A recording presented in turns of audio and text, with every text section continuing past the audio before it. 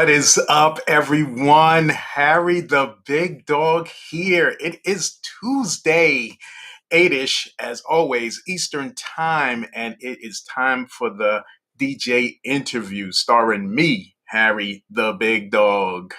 I hope everybody is doing well out there. Type in the chats where you are coming from and who you are so we can give you a mad shout out or a happy shout out or a dope shout out. So I was hanging out in Jersey this weekend with my boys at freeagentradio.com. Had to throw that plug in. And we had such a good time. It was the first time I was in a house with that many people in a long time. So it's good signs that this thing is coming to less, not an end, but less. So tonight's special guest, and me speaking about hanging out in Jersey. Tonight's special guest is from that area. He is representing Jersey and Philly hard out there. Violator All-Star DJ.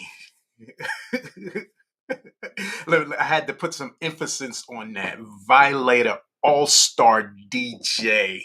Let's bring it up for DJ Supa. What's up, kid? Harry, what's going on, brother? I am chilling. I'm chilling. We got DJ Cam checking in. What's up, Cam? How you doing today? Who else is out there? What up, Cam? Whatever. Let us know. Hold on. International DJ Tommy Lee is in the You gotta say his full name, right? The international DJ Tommy Lee. And with the hands too, you got international. See how it all goes in sync? Yeah, put respect on his name, man. That's my people. Gotta put some mad respect on that name. What's up, guys? We are gonna have a great time today. We're gonna get started in a second. DJ Supa, he's been doing a lot of things with the Violator All-Stars, and we're going to get into that in just a second. I just want to do this little break, and then we're going to start.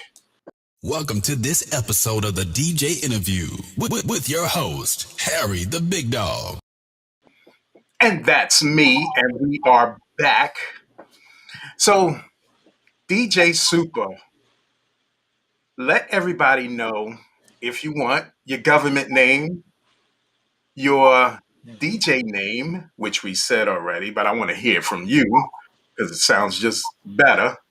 And when you got started in this DJ game, and also thanks to international DJ Tommy Lee, I know, but the audience doesn't know, what type of DJ are you?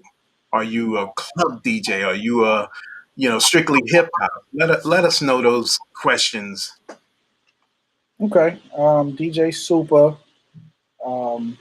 My parents named me Yasin, Yasin. Like Yasin, that's like the easiest way I could get people to remember. My real name is Yasin.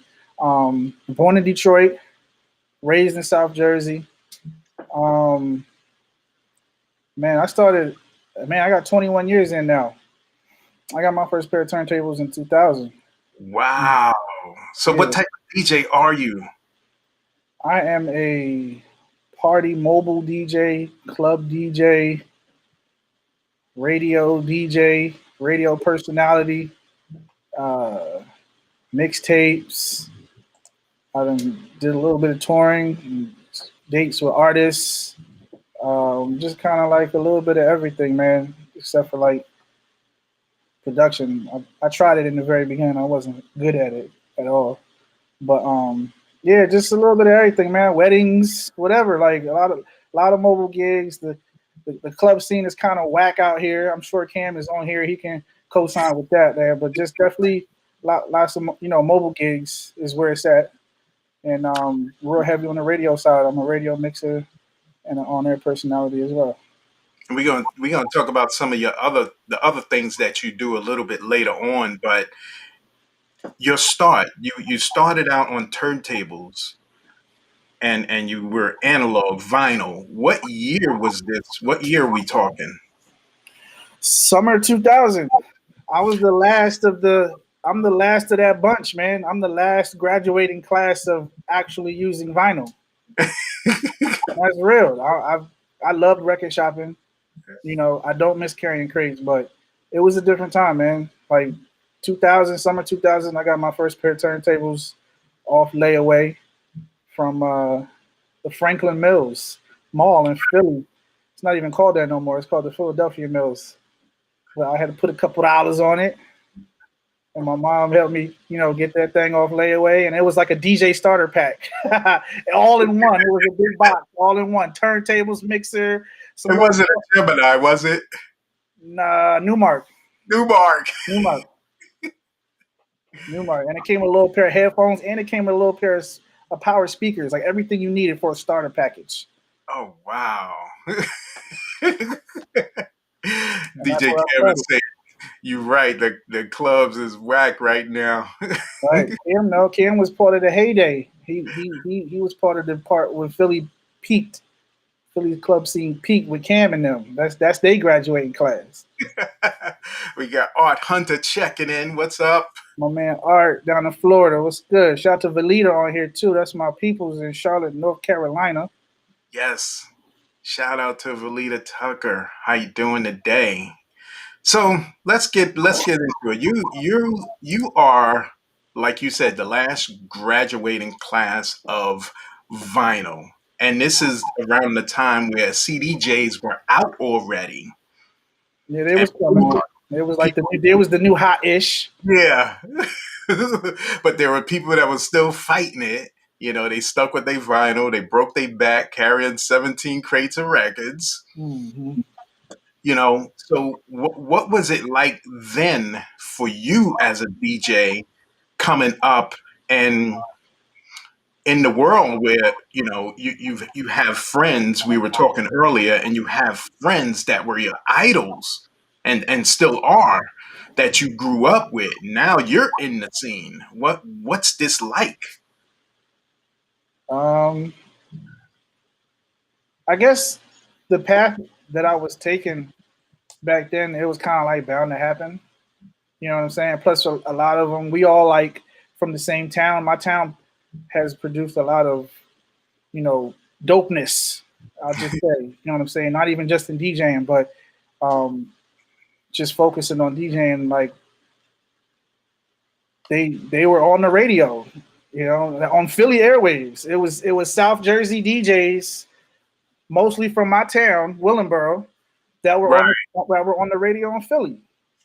I'm part of that lineage, you know. Yeah. So it was just kind of like it was cool. Like I probably still got. I know somewhere at my mom's house I got some shoe boxes with cassette tapes from recording the radio back then. I used to record the radio heavy, so I see Cam is on here and you know, other Philly DJs that I came up listening to. I was recording them every weekend. That was what I went to Monday morning to school listening to. You know what I mean? I needed to get the fresh mixes, whatever they was playing. So to now be on the other end of it, it's like these my peers. Yeah. Some of them is my close friends. Yeah. And some of them are my mentors. So it's cool. I mean, to answer your question, it's dope. It's really cool. I know we seen DJ Woody Wood over the weekend, and he's like legend over there. Oh yeah, oh yeah. I mean, it's a trickle down effect. Without him, I mean, I'm not doing this in my town. Right. Maybe not in to the length that I'm doing it now, but you know, he schooled Cam, you know what I'm saying? And I came after that. Cam schooled me. So it's like a trickle down effect. Right. So without him, there might not be a Cam as you know him, This is and this there is might very not true. be a Super. This is very true. This is very true. And then You know, and I hate to say this because it's going to big his head up all crazy, but there's a lot of branches off that Cam tree. I ain't even going to lie. We got to call it what it is, right? Like Yeah. Cam taught and schooled a lot of cats from this area about DJing. For me, radio, and other cats radio as well. So it's like without Woody, there's no Cam. Without Cam, there's a lot of branches from that Cam lineage that it just without Woody, there's none of us, yo. Right. I just gotta put that out there. So it was definitely good to see him yesterday. He was like the great grandfather that had a bunch of kids. And I know he watching this probably saying, "Yeah, Supa, tell her how it is, baby Paul." You know, all this Brooklyn coming out of him. Yeah, tell him how it is. Tell him how it is. But they got to call it for what it is. Cam is a certified OG out here. Chris Gloss is checking it. He's saying Cam is the man. Shout out to TC, Champaign, Illinois in the building. That's my Midwest family right there. Champaign in the building. What's up, Holly? That's actually where I got my radio start at. Those are my folks out there. Oh, cool. So, getting back to your first gigs, how did you start? You already established you had the Newmark starter kit. You know, how did you start progressing into getting parties? You know, did you go up with the Cam immediately, or you know, friends just, yo, why don't you come over here and DJ this basement party? You know, over at my crib. But the first thing I ever DJ'd in public was, shout out to Kelvin Smith, McCorston High School, out in the Hamilton Trenton area. I DJ'd like this midnight basketball thing to like kick off their basketball season. Mm-hmm. It was kind of like a rally, late night rally thing, and I was providing the music. Like that was my man, you know what I mean? So he was like, "Yo, you should come over here and just set up on the stage. We got speakers at the school. Just plug into the mixer board." I'm like, "Mixer board? You know, I'm new at this time. I'm like, mixer board." So he's like, "Yeah, this is what we got." So I actually had a crash course on the spot. Like, all right, this is cool. I'm on stage, you know, I'm not getting no sound. Whoa, like I had to learn how to use a mixer board on site. You know what I'm saying? That's the first time I ever seen one. He didn't know how to use one. I'm over here just trying to connect the white with the red, dog. You know what I'm saying? Like, but yeah, it was cool, man. They paid me $30 for that joint. I was so happy. You official DJ now. You got paid. I was so happy. I had lunch money and all that. You know what I mean? I was so happy. Like at the end of the night, he was like, "Here." He gave me that with some money in it. I said, "Yeah, I like this." Got me $30. Now, how old were you? 16. Nice. 16. Most of us didn't start getting paid until our 20s, so you was ahead. Yeah, it was to get that money in my pocket. And I had enough to get some food for the week for lunch. I was like, "Yo, I ain't do this again. We need to keep this going." Tommy said, $30 cash. Cash. It was like some singles, some fives. I'm thinking 10. He just balled it up, put it on my head. I was happy as hell. Yeah. So you get this $30. You're amped now because you made money doing something y'all just figured out that night how to use this stuff, and now you're DJing. So I'm assuming this is around the early 2000s, between 2000 and 2003-ish. Yep. Is where all of this is happening. You're starting to really get out there. Yep, a lot of house parties, basement parties, like over next door. You've been around here a little bit, so over next door in Burlington, they had the big houses with the basements. So right. I guess, you know, some of my folks had folks over there. They put my name in their mouths. It was like, "Yo, tell them to come do our house party over here." Like now I'm DJing house parties for kids that go to Burlington Township High School next door, and it's just like a string of that. It's just a steady string of like house parties, like somebody backyard party, pool party, birthdays, um, just little stuff, man. Just little stuff like that. Just anxious to do it, like you know what I mean. Like whether I got paid or not, I just wanted to do it. You know what I mean? Just trying to spread your little name around and stuff like that. So Right. yeah, like you said, from like 2000, like 2003, um, and that's actually when I started dipping into the college scene. You Wow. know, doing college parties, kind of progressed. You're still below 20. I'm about no. At that point, I'm 20, 21 now. Okay. At that point, yeah, you're talking about 3, 4 years going in. Yeah, at Okay. that point, I'm like 19, 20, maybe 21 around this time now, and like I was doing Temple University, a lot of parties at Princeton University, a lot of parties at Princeton University. That's where I really like linked up. Man, that's a whole story in itself because that's where I ended up doing radio too. It's crazy. Yeah. So I'm doing a lot of parties for the Black Student Union at Princeton University, and I'm linking up with a reggae DJ named Renegade. That was my man. We just instantly clicked, and we just started. He was heavy on the reggae, and I was heavy on everything else at that Right. time. So we just connected together, and we just started banging out all these Princeton parties. And from that point on, it was like, what can I say? Skeptic. Skeptic is a cat who was at one of those parties that I did. Right. Little did I know he had a show on WPRB 103.3, which is Princeton Radio's radio station. Right. After the party, he showing me love. Yo, you killed it, man. Like, yo, you should be a guest on my show one day, man. Just come through. I'm like, word? For real? I'm like, all right, cool. He said, come by the meeting. We having a station meeting.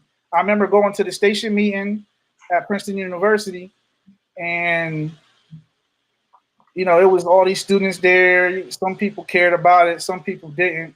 I hadn't seen the studio yet. I hadn't been to the station yet, but I was just, I was just showing my interest. Like I showed up. I wasn't a student there or anything. But the dope thing about their station, it was student and community. So you could, you didn't have to necessarily be a student to get on the radio there. Yeah. And after I went to the station meeting, I came and was a guest on his show.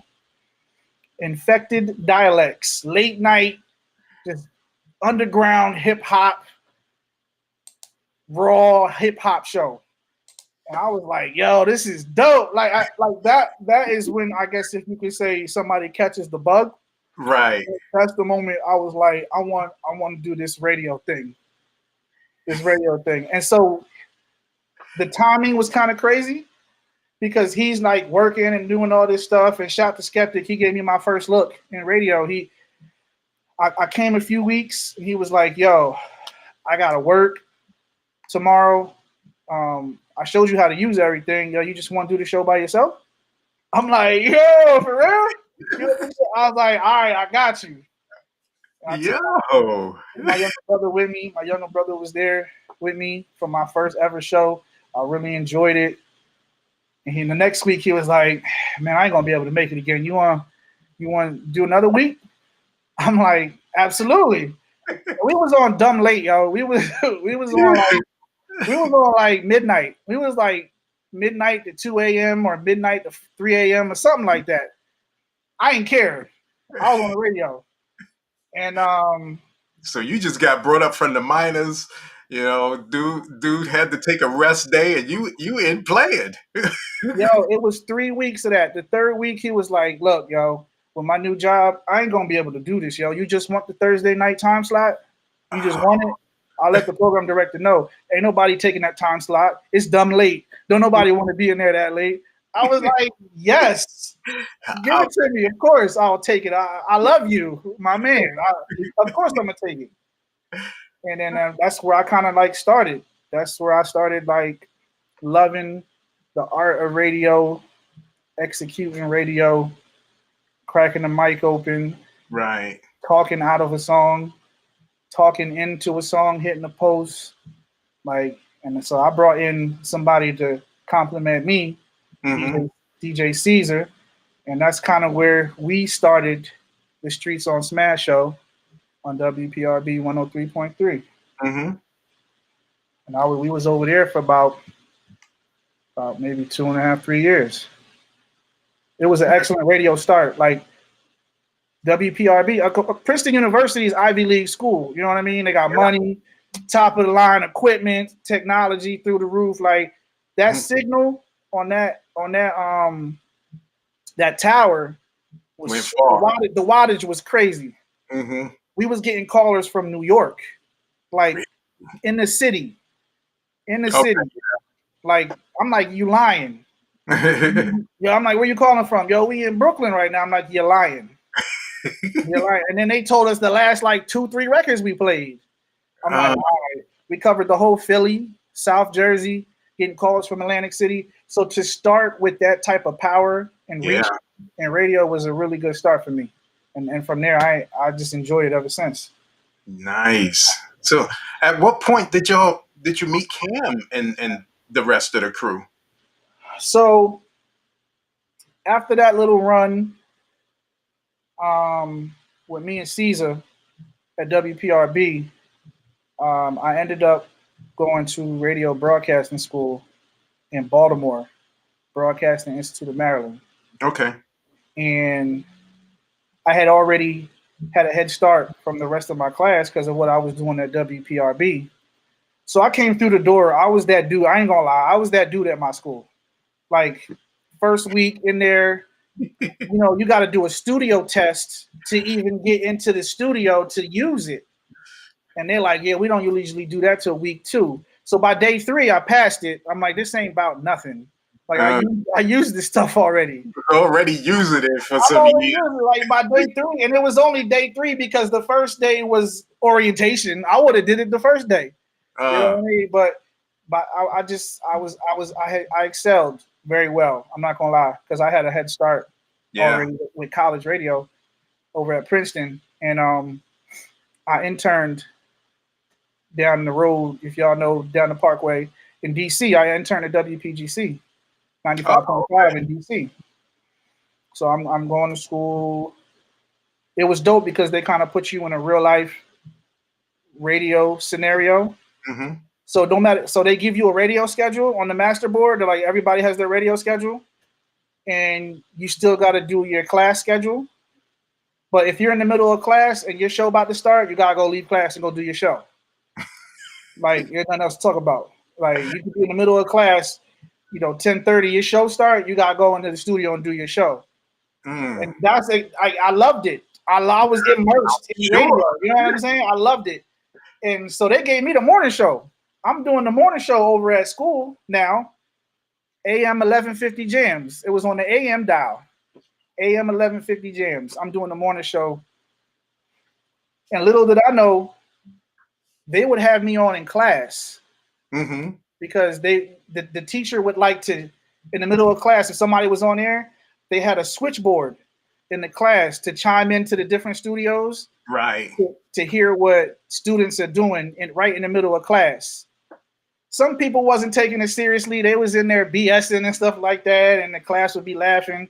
But they would turn to my channel and be listening to me in class, and my teacher was like, yo, we listening to you for like 30 minutes straight. Like people was telling us to go back to where he at. We rather listen to him. And then I started my internship. So I was like going to DC about 3-4 times a week. And I interned in the programming department, met a lot of great people over there that I'm still really good friends till to this day. So to answer your question, I finished school, I finished my internship. I was home for about a month and a half. And I ran into Cam in the parking lot of the barbershop. And I had never spoke to him before. But I'm like, yo, that DJ Cam. Like, all right, I'm gonna big his head up again. I'm gonna big his head up again, right? That's my man. But we got to be very clear. Cam was that dude, yo. Mm-hmm. Like, there's nothing else to talk about. You can technically say, I'm gonna regret this, yo. I'm gonna regret this because he already super cocky, right? DJ Cam was probably the most listened to DJ in the world Mm, at one point for like 3-4 years. There was no DJ on the planet that had a bigger listenership than Cam. wow. At the same time, at one point he was on 103, 100.3, whatever you want to call it. It flipped a few times. He was on Radio One in Philly, top 10 market. He was on XM satellite radio, and it was still fairly new. He was one of the first cats on there, and he was on Music Choice on Comcast, Right. 80 million homes, something like that. So when you put all that together, like there was nobody on the planet on all three big platforms like that. You know what I mean? So when I seen him, he was walking out the barbershop. I'm walking into the barbershop. I'm like, yo, Cam, what's going on, man? My name is da da da da da. Yo, I hate talking like this right now. It's killing me because that's my good friend. It's my good friend right now, and I'm doing too much getting him up. And I know his head is like huge right now, but he was very open with me. Because it's funny because the way how I know him now, he can be very standoffish. But I guess Right. I caught him on a good day. I guess because he just got a fresh cut. He just got a fresh cut, so my man was feeling good. You know what I mean? So I said, "Yeah, Cam, man, what's going on, man? I've been listening to you for a minute. My name is so and so." I said, "I'm from Willenboro too." He's like, "For real?" I said, "Yeah." I said, "Yo, I just got a job." So the backstory for that was I was sending demos all over the place for that month I was home. Right. Hot 105.5 WCZQ in Champaign, Illinois. The program director hit me back and was like, "Yo, we would love to have you." He said, "I didn't even look at your resume. I just heard your demo." Oh, And wow. all my demo was my final project from school. You know, my final project was schools. The radio DJs had to make a demo to get shopped. Right. It worked. My demo got me a situation. And I told Kim, I said, "Yeah, man, I'm leaving like in a week or a couple days or something. You know, I got this new gig at this radio station, man. I'm real excited about it." He was like, "Yo, go out there and kill him, dog." He was just like, go out there and just kill him, man. Just do what you do. Like, you bring your East Coast flavor out there to the Midwest and do you. And I think I left like that week. Mm, I packed up my little Honda and just drove out to the Midwest and started something new, another chapter. right. And that's how I ended up in Champaign, Illinois. But that's when I got cool. I broke the ice with Cam in that conversation Mm-hmm. because I had never talked to him. But we would stay in contact every now and then. But I didn't really get cool with him till I came back home about 3 years later.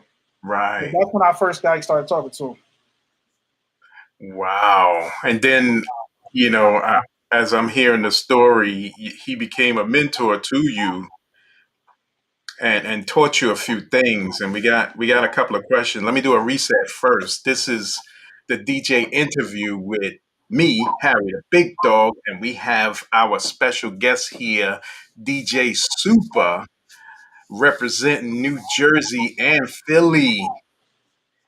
So we got a couple of questions, a couple of shout outs too. One of the questions is um, Chris Gloss is saying, what did Cam teach you that you're still doing today? Oh, that's easy. The first thing that comes to mind for me is sandwiching. Sandwiching. And explain to all to some of the people that don't know what a sandwich is. Talk Okay, about so this. it's very simple. When you're working a record, uh, somebody's priority, and it might be a little, I'm gonna test it out. I'm gonna see what it's hitting for. Hmm. It's simple. It's you go your bread. Your first layer of bread is your hit. What's in the middle with your meat and all that, and in between is the record that you testing out. Right. and then another layer of bread to finish your sandwich. So Mm-hmm. you testing the record out in between two hits, so you don't lose your audience, so you don't have your program director all in down your butt and all this other stuff. You sandwich the record in between two hits. You know what I'm saying, to test it out. Yeah. That was like something I still do now. We got Jason Hodge checking in. What's up, Jason? What's up, Jason? We got Chris Ali. I know I have some of the Violators on. I am representing for you guys here today. I got my shirt on. Shout out to Chris Ali, the original Violator. That's my What's man. up? What's up, Chris? We got who else we got here? That's new. We got DJ P Nice in the place. P nice, peace. We got another. Shout out to Holly Golden up in here. She said, and he did. She was one of my loyal listeners out there in Yeah, Champaign and family. Like they took me in. Like Big Art, and that's his yeah. auntie. That's his auntie. So I'm out there living in the Midwest. I ain't got no family out there. You know what I mean? My first Thanksgiving out there, I'm like, everybody, the station empty. So I'm like, I'm just gonna do my show live, and I'm on the radio, kind of in my feelings. Everybody get a plate. So my man Big Art called me and he called the radio station, like, "Yo, come through the TT crib, man, get you a plate." I'm like, "For real?" And Art had always called into my show anyway, so that was my first time really linking up with them. My sorry behind went to go have some Thanksgiving dinner with them because I had no family in town, and they instantly became my Midwest family. Wow, that is nice. So we got Rhonda Supreme in the place. What's Rondo. up, Rhonda? She's saying Superman on the air. Do we have any more questions before we get back? We got one more question. This is from Jason. If you could keep only one of the skills you learned during your DJ career moving forward, what would you keep? Hmm.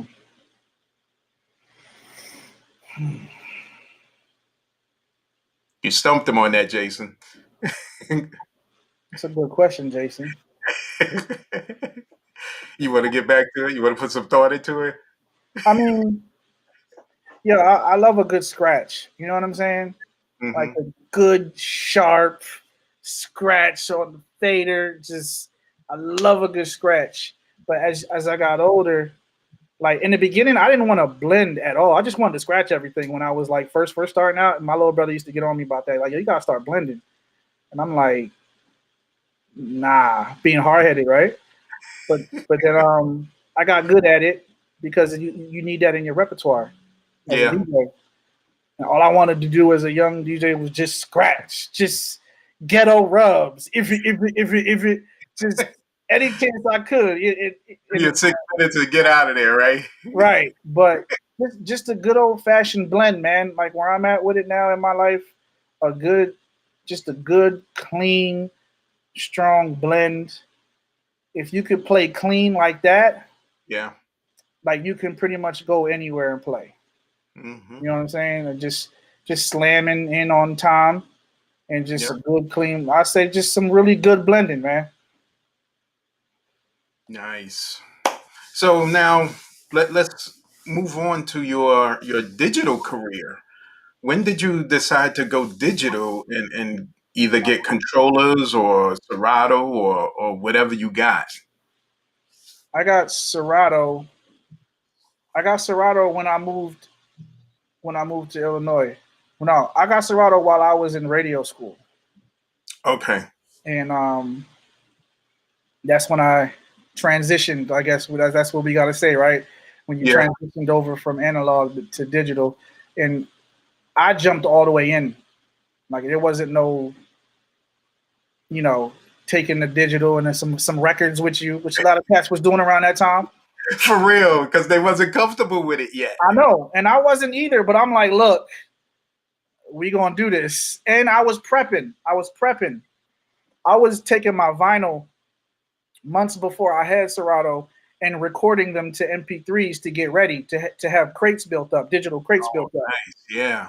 So every night I would record just a handful of albums till I had a crate here, crate there, just from my travel crates of records that I use all the time because I wanted to have my library built up. I knew I was getting it. You know what I mean? It was just a matter of when. So I got it when I was in broadcasting school, and the first time I ever used it, I was scared out of my mind. My heart dropped because I had got a gig. Well, I had got a gig at Roanoke College in Virginia In while I Virginia. was, while I was in school. So I was like, man, we're gonna do this. Like I had a gig skins bag at the time, them ugly gray bags that they had back when Serato first came out. And I'm like, I ain't gotta take no crates with me. I just gotta take this bag with me. Mm-hmm. And I'm in school. I'm still trying to build my name up. They got me a bus because I'm in Baltimore, so they got me a bus for my travel from Baltimore to Roanoke. And I'm like, this is cool. I just get to take my bag with me. And this is my first time just mentally going digital. I get to the school because I knew one of the cats that he was from my town. He went to school there, so that's how I got into a lot of college parties. Is because people that knew me from around the way left to go to college, and then they would be like becoming the presidents of their organizations and stuff like that, and will put me in my name in the pot to DJ. So I'm setting up for their party, and if y'all all know the first Serato, for those that don't know, is the SL1 box, the Scratch Live box, and I plugged the USB port into my phone. Tommy, I almost called you Tommy, Harry, and it was nothing. It did not recognize anything. Like, Wow. no, nothing popped up. Like the decks on my screen didn't pop up. Nothing. That's because you were I messing was with them. like, whoa, what's happening? I pulled the USB port out, pull it back in. Nothing is coming up on my screen, yo. For the very first party that I'm using Serato in, Mm-hmm. my heart fell down to my knees, man. I Wow. was so scared. But luckily, I try to always prepare and think ahead. So I had backup USB cords. Mm-hmm. Put another USB in there, and bam, we in action. So I'm Okay. like, damn, my first party ever using this, John. I had a bad USB cord on my first time ever. Tommy said he been there. It's whack. It's so whack. I know. But you gotta have like multiple cords, cables. Like you just gotta think ahead, man. Yeah. Just be prepared. And I had backup USB cables, and have never looked back since. I've been digital ever since. When I was in school. Yeah.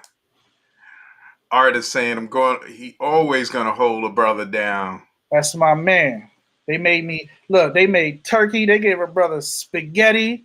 They had deviled eggs that night. I know the whole menu they had that night. And TT threw down some of the sweetest Kool-Aid I ever had in my life. It hurt my teeth. Go ahead. So he's from Champaign area or Illinois area. Yes. They the ones that took care of you. Oh man. Yes. Thanks. Even though I just met him a couple of weeks ago, but thanks. Oh yeah, they definitely held me down. Wow. So you wasn't, we had a running thing on this DJ interview about when the older DJs turned to digital, how long, and some people were like 72 hours and some people were like 5 years, and you just jumped right in, and they were still bringing records and needles and everything. Yep. Just in case because the comfort level wasn't there, and you just jumped right in. Yeah. Mm. I was like, man, if we gonna do this, we gonna just do it. There's nothing else to talk about. We just gonna do it. I had my little iBook at the time. Remember the white Mac iBook? Yeah. That was my first computer that I used with that, John. So you stop messing with the Macs. I'm a Mac hater, official Mac hater. Okay, entitled. I'm on one right now, but it is what it is. Oh, thank you, everybody. So now we are you came back, you met Cam again, and you started getting closer to him.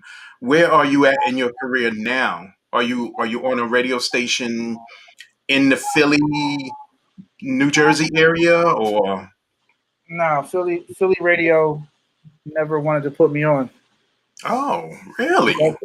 That's a whole nother conversation for a whole nother That's part situation. two, right? I That's never part. got an opportunity to do Philly radio, so I would Okay. have loved to back then. And then eventually, I just stopped caring. You know what I'm saying?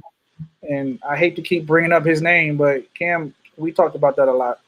You know, he knows at that point I was just like, I don't care no more. Mm. But I was so I started like doing a lot of shows abroad from home. Wow. You know what I'm saying? Like Now, what WUSR. year are we talking so everybody can still stay up to speed? What'd you say? What year are we talking so everybody can stay up This to speed? is when I came home. This is like 2009, 10ish. Yeah. And like I'm doing mixes at this point now for like WUSR 99.5 in up northeast PA, Scranton, Wilkes-Barre area. Mm-hmm. Um 66 Raw. I was on that very heavy. 66 Raw used to be on XM satellite radio. Okay. When the merge happened with Sirius and XM, Yep. um, that was one of the stations that got dropped from the channel lineup. Mm-hmm. But Leo G and his team, got the rights to be able to take the station and do what they want with it, take the brand. So they had it digitally streaming. Okay. And Cam and I first started doing shows together on 66 Raw. Wow. It's On been 66 Raw. back when? Yeah. You talking 11, 12 years ago. Damn. 13? Yeah. Wow. Wow. Yeah. I didn't even think about that till just now. You're right. So yeah, that was when he and I started doing shows together, and we had so much fun. We had a ball, and just that's where everything kind of, you know, everything kind of just started and kicked off from there. Like that's my friend. We became like not just DJs who did a show together, but like that we became friends. Right. The Y'all in the mentor, same the area, mentor right? became my friend, and we Mm-hmm. were doing shows together. So now later on, a couple of years later, Cam starts his free agent radio.com. Are you a Violator DJ yet? Yeah, I became a Violator DJ after Hot 105 in Champaign. So while What? I'm doing 66 Raw with Cam, I'm a Violator DJ already. I became a Violator DJ in '08. Okay, so we got a question from the international DJ Tommy Lee saying, how did you get with them? Did you stalk Um, them? Did they stalk you? no, so it actually started while I was in Champagne at Hot 105. So I did the 5 o'clock mix and the 10 o'clock mix Monday through Friday, prime time. And shout to Preston. Preston James was cool with DJ D Double, who's a Violator DJ, OG, Okay. and he was on the committee out of Vegas. And I guess Preston got cool with him on one of his last trips to Vegas. Mm-hmm. I'm mixing one night doing the 5 o'clock mix, and Preston was like, "Yo, I'm gonna tell my folks about you, man, because you out here killing it on this radio station right now." And that's when he went back to DJ D Double and was like, "Yo, there's this kid out here killing the radio. I think y'all need to check him out. He's doing this thing. Just, I'm not gonna lie, I was killing him. Like, I'm not gonna lie, I was No killing bragging, right? him. I was killing him. So they started like, what's the word they use? Vetting me. D Double reached out to me and was just kind of like, Preston tells me good things about you. So this is over like, I want to say some months. Okay. they listening to me every day. They just like, well, he had a good night. Let's see if he can do it again. You know what I mean? Those type of things. He sounded good again on Thursday. Like, let's listen to him again. He sounded good on Friday. So, after like a month or two like a month went by, maybe a month and a half, D Double's just like, yo, I really like how you sound. I like what you're doing. Um, I want to try and, vouch for you, to get in the crew. Let me see what I can do. Oh, okay. So the next thing I know, he had me on a conference call. At the time they had a Violator DJ conference call. He was like, yo, here's the information. Just come on. Mute your phone, but just come on. I want you to get on this call with us. Mm-hmm. It was with LL. It was either LL. It was LL. So that was my first conference call with Violator DJs was with LL. Okay. And I'm just on the phone like, yo, this is crazy. You know what I mean? Like, this is crazy. The call was dope. It was just dope to hear LL's voice, and they was working some record with him with the crew, and just crew talk, crew business, just trying to get it around into other markets with other DJs and stuff like that. It was over. I said, yo, thanks for letting me go on the call. That was crazy. And Tommy Crazy talking about LL who? Who? Cool J. Everybody knows. Cool J. LL. God. So then the next call was like maybe the next Violator DJ call was probably like the next month. D Double's like, yo, here's the info. Get on this conference call. Just hop on it. It was with DJ Khaled. He was promoting his album and all that. Okay.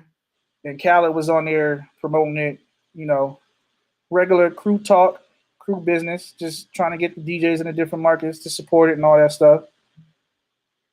D Double yells on the call real loud, like, DJ Supa on the call. Shout out to DJ Supa on the call.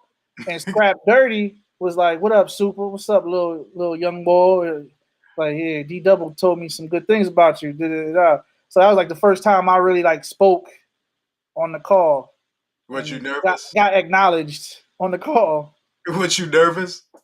I wasn't nervous. I just didn't expect it. Okay. I didn't expect it. D Double definitely vouched for me. And I want to say the final stamp came from my good close friend too, DJ Reds.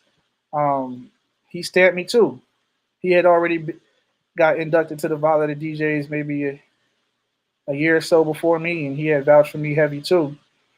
And then after that, it kind of was just official. Like, you got two official cats in the crew saying my name. Scrap was like, cool, let's bring them in. And that's just kind of how it happened. We do have DJ Showtime checking in. What's up? My man. He's saying, what's up, Supa? That's my Violator DJ brother right there. Oh, man. Oh, shout out to DJ Reds, man. I'm just seeing your message, man. He's on here watching too, man. That's my partner. That's my man right there. Shout out to you, DJ Reds. We got Holly saying Supa was a hot topic out here, killing it. So you was the thing out there, the it out there. Thank you, TT. I appreciate that. It was a good place to start radio. It was a small market. Yeah. You know what I mean? And it was just me coming from major market mentality. I brought my flavor to a small market and just did what I thought was cool and what I heard. You know what I mean? And did my version of it. And it was a good start, man. Definitely, number one ratings in my time slot and all that stuff. Like, I did well over there. It was a good rookie year. Let me ask you this. Did you bring your East Coast playing style there? Is that why they were so receptive, because it was so different? Or did you kind of blend in with their culture too? Yeah, I definitely took my style of DJing out there. It was like everything. It was like my style of DJing, how I talk, me saying words that they're hearing for the first time ever in life, and they just was hearing some new flavor from me. And it's a lot of backstory to that too, because a lot of DJs didn't like the fact that I was the new jack out there, because they would be like, well, why y'all going to get somebody all the way from the East Coast? We got good DJs here. We got good DJs here. I'm just like, it ain't got nothing to do with me. Mm-hmm. It ain't got nothing to do with me. So it was definitely, you get that hate and stuff like that out there, but I didn't pay it no mind, man. But that definitely brought my East Coast style of DJing out there. It was just our style of radio is just Right. more aggressive. It Yeah. was more aggressive. Even from a technical standpoint, the style of DJing was just more aggressive. So I think that woke a lot of people up in the Midwest. Yeah. DJ Showtime is saying, what's the wildest party you ever DJ'd? The wildest party I ever DJed, it's a few of them, man. Um, Temple University's Spring Bling Bash Mm-hmm. over at the arena where the Owls play. That was about 2,500, 3,000 students. Mm. That was crazy. And you know who I DJ'd with? DJ Enough. I overdosed for DJ Enough, the heavy hitter, DJ Enough. So, Yeah. and I was cool with Cam too. So he was like, yo, you should have told him you knew me. But Yeah. I'm new at the game at the time. I didn't know how to You didn't network. know how to name drop at the time. Yeah. But yeah, I did that with Enough. That was a huge crowd. At when I was in Illinois, I did a lot of parties at the University of Illinois. So I did a lot of parties with the Alphas. Their parties was crazy that I did for them. Matter of fact, Art, he on here. He was with me for a lot of my parties. We did the homecoming. I did the homecoming bash at the University of Illinois. At Cersei, I want to say, was it Art Cersei? It was the gym, the basketball gym, and there was a few thousand students out there for that party too, and that broke out into a crazy fight. Like I didn't, I didn't. I mean, look, when you hit that down south set, yo, back then in like 2007, 2008, like it would be fights, yo. It would just be fights. When you hit that Nuck If You Buck, you hit that, you hit that anything Lil Jon. Oh my goodness! If you play Move B from Ludacris and all them, get out the way. Like it was, man, a huge fight broke out at Cersei, man, in that gym at the University of Illinois. It was crazy. Crazy. But we partied though. It was dope. We partied hard. It was dope. Nice. I DJ'd the Lil Wayne concert. Next door in Danville, Illinois. That was pretty cool. Okay. Yeah, that was pretty cool. So yeah, those are a few off top. So now, I know from hearing over the weekend when we were talking and conversations we've had about your Violator DJ, the roles you play in there. You know, is it something you want to talk about? My role? Yeah, the roles you play and setting up things and making sure stuff is straight and everybody's reaching out to you. I am. I put it like this, and I know what's his name watching this. I have become a very respected member of my DJ crew, and I guess in being that, a lot of things kind of fell in my lap, or I took the responsibility on. However you want to put it, with just getting things done. Yeah. Getting things done. Interviews, conference calls, our annual Violator DJ trip. I'm very instrumental in piecing that together. Shout out to my partner in crime, DJ Reds. Shout out to, Floyd Brown. He's helped out a lot in the past as well. Shout out to my girl Swan.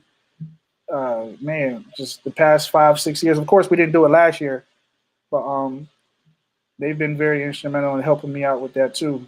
But yeah, I'm I'm a very respected person in my crew, And and I wanted people to hear this because, even though you're part of a crew, you don't have to be the one that's just sitting back and just waiting for everything. And it sounds like you took that, let's get this done initiative and became that respected DJ now, who people are reaching out to you. I won't name drop about, the thing that happened at Cam House and you handed him the phone. But go ahead, man. Look, I told you you can ask me whatever. Who called me, dog? Look, put it out there, dog. Put it out there. so, we were talking, me, you and Cam were talking, and you said Shan hit you up. And we was like, yeah, yeah, yeah. And then you picked up the phone and called him, put him on speakerphone, and gave it to Cam. And I was impressed with you then. Because I was I like, mean, wow, this dude, he ain't one of these people that just mouth off and just keep saying things with nothing backed up. You immediately back that up and like, yo, MC Shan Tommy Lee. MC say who? well, that's me alley ooping MC Sharon over to Cam because he wants to be down and on their morning show. Yeah. So that's just me. Just that's a part of the network. Like if an That's artist what is. if an artist hits me up Mm-hmm. trying to get some really good promo in, like I have a whole I can honestly say I have a whole network that stems from me to my peers that I can send folks out to. Yeah. So there's value in me, I guess. Yeah. And it was like, wow. And I looked at you different. Like you ain't one of these just talkers. And we know many of them.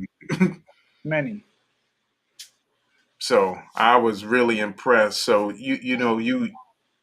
and you told us some other stories about people reaching out to you, on the regular. You don't know how they got your number, but they reaching out to you. And that's real cool to have a network for them and them as your network.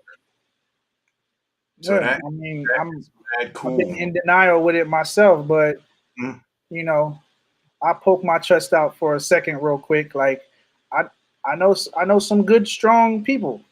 yeah, I have a good, strong network that are actually like my friends too. yeah, You know what I mean? Like, I keep a strong team around me, and I think that's just something that I value. I yeah. value that actually, And they ain't gonna let you down. right? Because I'm part of theirs too.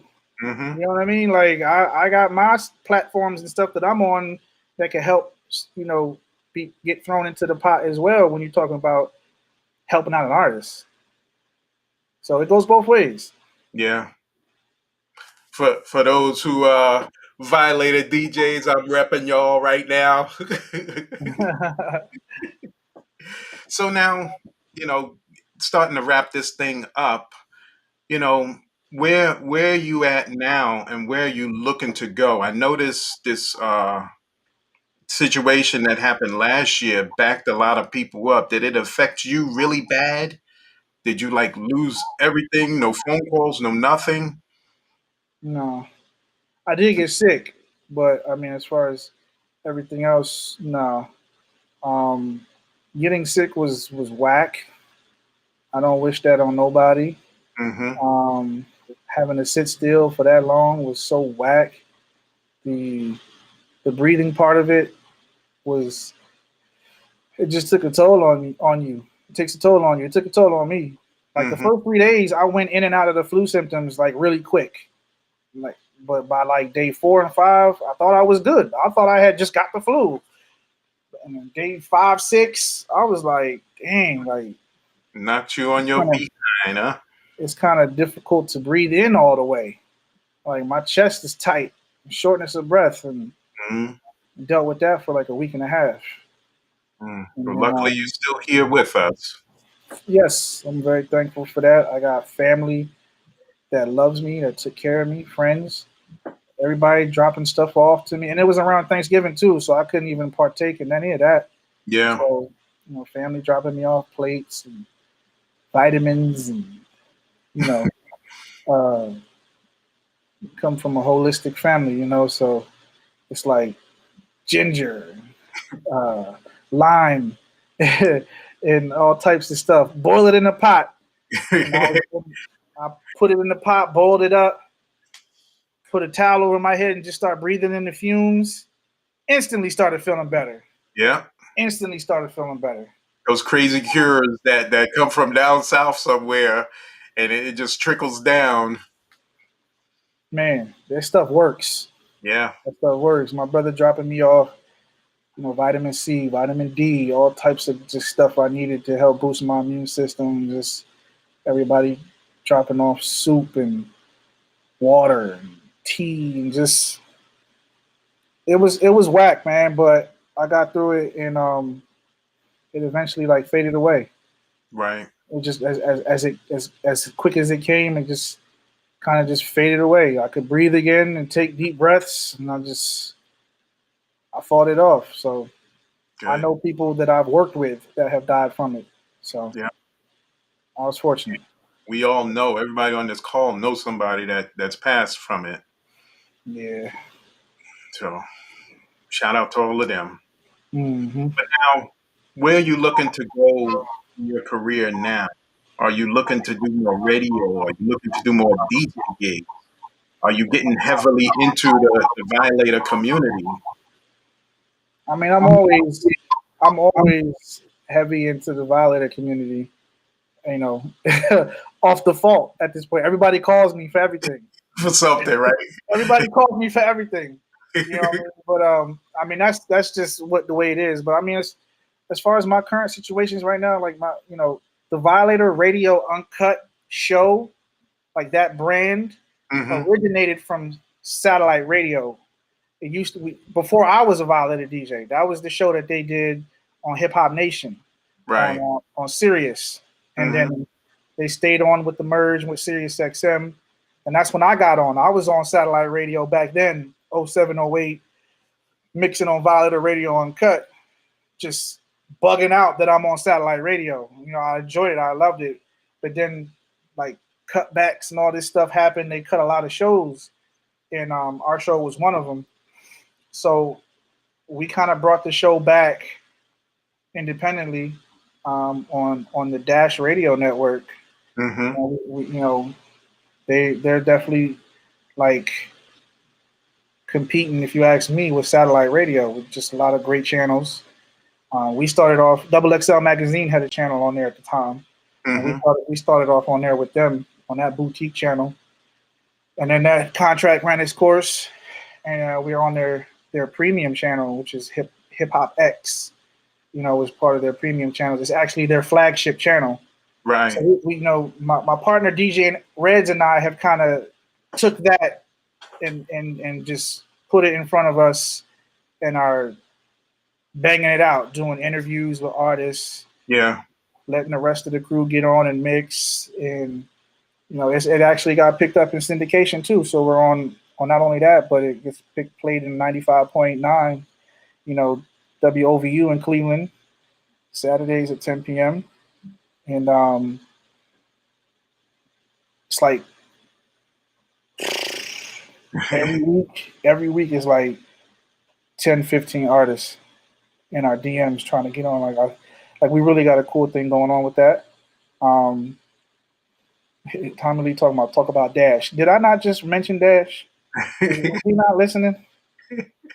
Anyway, he he he trying young me. He's trying young me on this joint. He's trying to young me. It's all right, Tommy. Anyway, yeah, we do a lot of interviews on that show. So after they serve their purpose on radio, they end up on the podcast on yeah.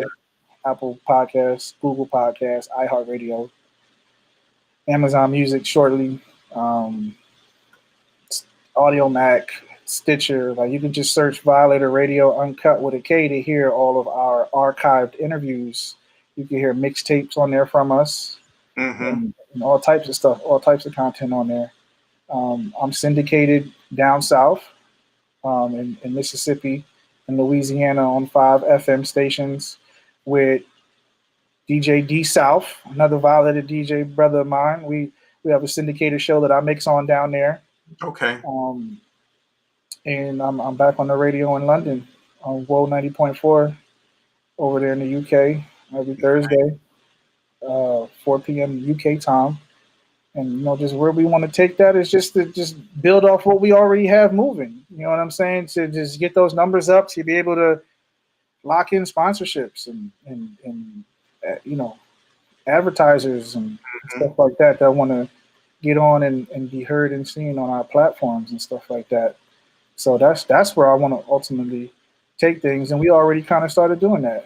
You know what I mean? We just want to keep it consistent at this point. So yeah, we made a plan and we working it. Plan. What is it? What they say? Work. Make your plan. Plan your work, or something like that. Yeah. DJ Showtime is saying Violator forever. So now, I know you did a stench, or tell us your relationship with freeagent.com, freeagentradio.com. I know you. I mean, Cam and I, our show from 6-6 Raw at the time I told you about, Mm-hmm. it kind of ran its course. Then we brought it back on Free Agent Radio when they launched that. And I mean, we had a ball. I mean, like I tell everybody, like the most fun I had in radio to date is the show I did with Cam and the show I do with my man DJ Reds. That's the most fun I have in radio, period. It's just we have a great time. But I mean, Free Agent Radio is always going to be my home. Like I'm always going to be doing something over there. Like, I miss when they used to have the studio in Burlington City. They had the studio was dope. Just the perfect playground for a DJ. I miss that sometimes because we had great interviews over there. Talib Kweli, Eric Sermon, we had great time. Nori, we had some great interviews over there and just great shows in a dope environment. You know what I'm saying? And that ran its course. You know what I'm saying? So, it's just all about evolving, man. And creating now is more digitally connected than ever now. You know what I'm saying? Mm-hmm. You've seen it. Yeah. You know what I'm saying? So what Cam and them are doing over there it's amazing. Yeah. I listen every morning to them on the Michael Sean Takeover Legends morning show. I'm so happy that that's back on the radio. Yeah. That's part of my morning commute. You know what I'm saying? Free Agent Radio is always going to be something that's a part of my life.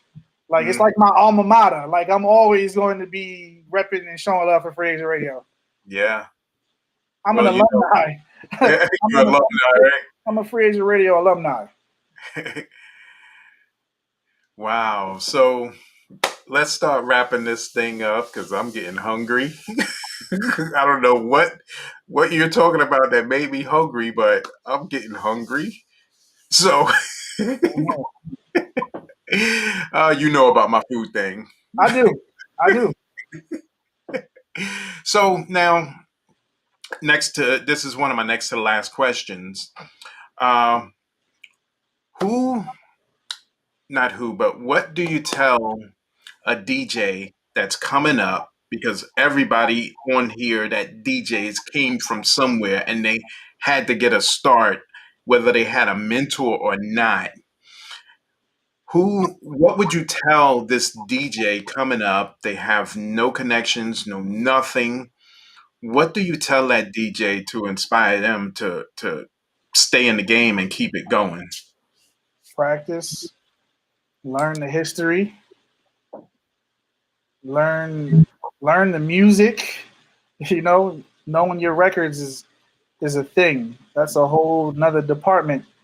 But definitely practice, man. Like you didn't have to tell me to practice. Like after school every day, I'd be in the back room at my people's crib, like just playing on my little DJ starter set. Like I couldn't wait to come home to just play vinyl and just play records. Like that's that's how you get good at anything. Practice and learn. When I say learn, I'm talking about just learn who's popping, study them. When you're listening to the radio, like that should be you studying when you turn on that radio. Because my ear is different. When I'm listening to the radio in a car with a bunch of people and the DJ's mixing on the radio, I'm listening so differently than everybody else. Right. It's to a point now where I know what record he gonna play just by the sound of the scratch. You know what I'm saying? Like just by the sound of the scratch, I'm like, oh, that's a snare he bringing in. That's Mobb Deep, Quiet Storm coming in. I know everybody knows the sound that snare makes when you scratch. Yeah. You know what I mean? Yeah. And also when I say learn is like you got YouTube. There's no excuse. Like when I first started out, we didn't have YouTube. You didn't have it. Damn, that made me sound old as hell. Hold on, I'm having a moment. Yeah. So YouTube is like that's your instant library, right? Yeah. You can go on YouTube right now, like find out who the veterans are, find out who the OGs are.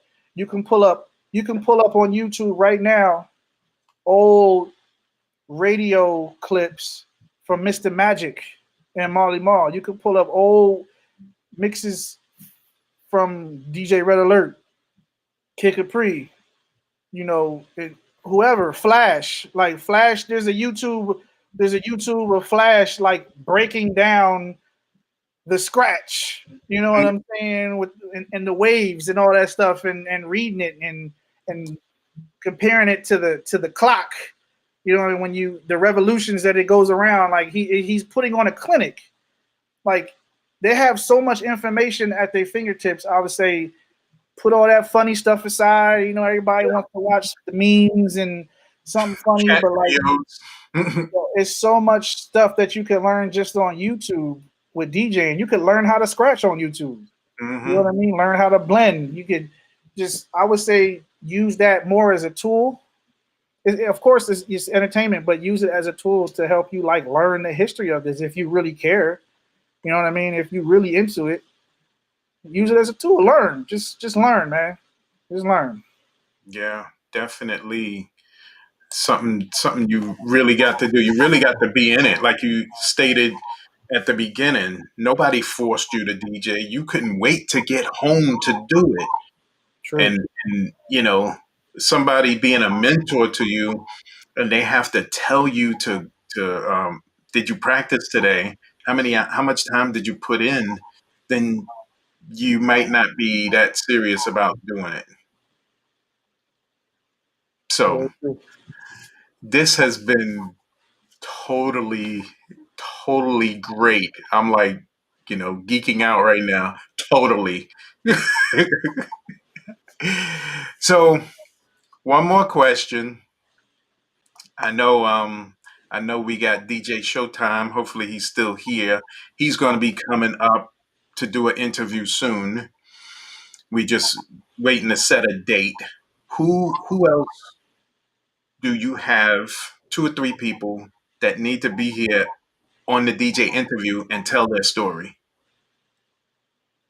Who do I think you need to have on? Yeah.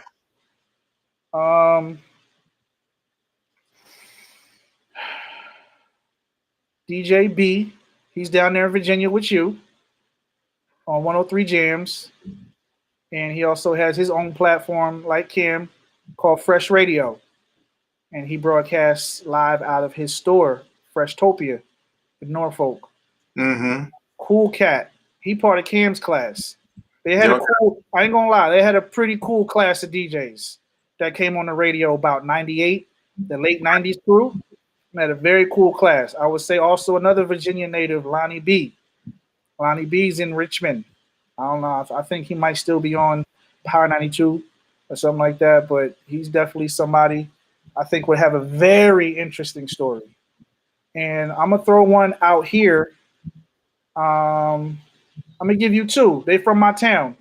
Matter of fact, I'm going to give you 3. My man DJ Reds, he a Violator DJ. That's my homie. That's my good friend, partner in crime. He out of Baltimore. he does the 5 o'clock mix on WPGC in DC. I'm gonna say an old friend of mine, DJ 007. He's from Willenboro. Okay. And DJ J Ski is another one from Willenboro, a radio Philly vet as well. That comes from the Cam branch. Y'all said Cam's name too much in this interview, man. I said Cam's name too much in this interview, man. It's throwing whack, yo. He need to set up his DJ ancestry. It's throwing whack, yo. Yo, cut it off, man. Let's get out of here.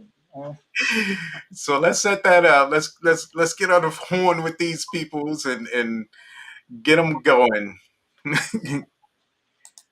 We got Leslie saying facts. During the day, checking in. So I want to thank you for your time. And we had this coming up. We set this up a long time ago, and it was supposed to happen when it happened to have this conversation. We still had everybody engaged, so definitely thank you for your time. Look forward to hanging out with you guys again. Definitely. Maybe we'll do a part 2 later on this year. And when things start to open back up slowly, Holly's saying she enjoyed the interview. Supa. She's proud of you. Peace and blessings to all. Thank you. Thank you, TT. Thank you. So, Supa, I'm gonna put you in the green room. So I'm gonna close this out. Give me a second. What? Any questions for DJ Supa before we actually end this? Let us know.